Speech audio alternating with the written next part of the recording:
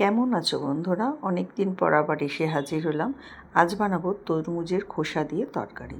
তরমুজটা তো খেয়ে নিয়েছি, তার নিচে যে সাদা অংশটা থাকে সেই সাদা অংশটা নিয়ে সবুজ খোসাগুলো ভালো করে কেটে দিয়ে চৌকো চৌকো করে পিস করে আমি প্রথমে কেটে নিয়েছি তরমুজগুলোকে। দেখুন এইভাবে কেটে নিয়েছি।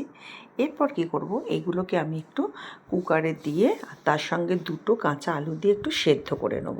মানে একটা স্টিম দিলেই হয়ে যাবে। হয়ে গেছে সেদ্ধ। এবার কড়া বসিয়ে দিয়েছি, দিয়ে তার মধ্যে আমি জিরে আর একটু গোটা গরম মশলা ফোড়ন দিয়েছি, আর তার সঙ্গে দিয়েছি একটা শুকনো লঙ্কা।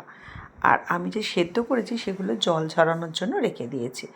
এরপর কড়াইতে টমেটো দিয়ে দিলাম। টমেটোটাকে ভালো করে ভাজা ভাজা করে নিয়ে ওর মধ্যে একটু নুন দিয়ে দিচ্ছি, তাহলে টমেটোটা ভালো করে মিশে যাবে। মিশে গেলে কিন্তু তরকারির স্বাদটা অনেক ভালো আসে। আর এতে এমন কিছুই মশলা লাগে না, এটা আমি নিরামিষ করব।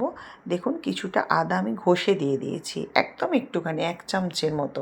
তো এটাকে ভালো করে নাড়াচাড়া করে এর মধ্যে একটু আমি দিয়ে দেবো হলুদ গুঁড়ো। হলুদ গুঁড়ো দিয়ে আবার একটু নাড়াচাড়া করব। তারপর আমি এর মধ্যে দিয়ে দেবো জিরে গুঁড়ো আর ধনে গুঁড়ো। এই কটাই আমার মশলা, মানে আর কোনো কিছুই লাগছে না। খুব কম মশলায় কিন্তু তরকারিটা খেতে ভীষণ সুন্দর হয়। তো এই যে জিরে গুঁড়ো ধনে গুঁড়ো দিয়ে একটু সামান্য জল দেবো, কারণ না ওগুলো যেহেতু শুকনো সেহেতুই লেগে যাচ্ছে। আপনারা চাইলে জিরে গুঁড়ো ধনে গুঁড়ো একটু জলে ভিজিয়েও রাখতে পারেন, তাতেও কোনো অসুবিধা হয় না।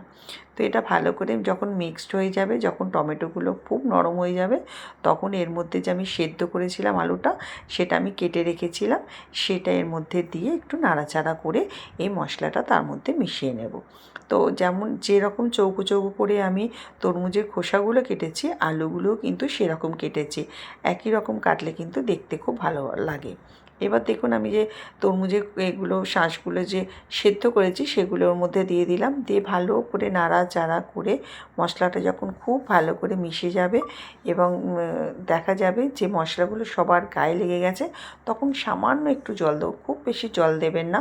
এবার এটা ডিপেন্ড করছে আপনাদের ওপর। আপনারা যদি ঝোল ঝোল খেতে চান তাহলে বেশি জল দেবেন, নাহলে কম জল দেবেন।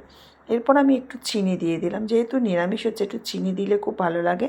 আর দিলাম গরম মশলা দিয়ে একটু ভালো করে দেখে নিলাম, আলুগুলোকে একটু ঘেঁটে দিলাম যাতে তরকারিটা একটু মাখা মাখা হয়। দেখুন কী সুন্দর দেখতে হয়েছে তরকারিটা। এরপর আমি না এর ওপরে একটু কস্তুরি মেথি ছড়িয়ে দিচ্ছি, গন্ধটা ভালো লাগবে, কারণ ওই তরমুজের খোসার তো কোনো গন্ধ নেই, সেহেতু একটু এটা দিলেই বেশ ভালো লাগবে। তো আপনাদের ভালো লাগলে অবশ্যই আপনারা করবেন। লাইক শেয়ার সাবস্ক্রাইব করে পাশে থাকবেন।